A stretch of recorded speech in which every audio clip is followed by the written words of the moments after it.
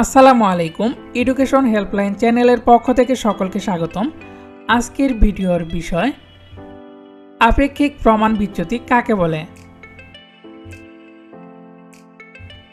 প্রমাণ বিচ্যুতিকে গাণিতিক গড় দ্বারা ভাগ করলে যে ভাগফল পাওয়া যায় তাকে আপেক্ষিক প্রমাণ বিচ্যুতি বলে। একে শতকরা বা সহস্র করায় প্রকাশ করা হয়।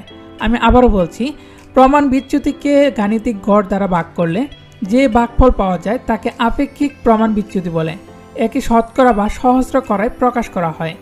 ভিডিওটি যদি আপনাদের কাছে একটুও ভালো লেগে থাকে তাহলে অবশ্যই ভিডিওটিতে একটি লাইক দিয়ে ইউটিউব চ্যানেলটি সাবস্ক্রাইব করে রাখবেন।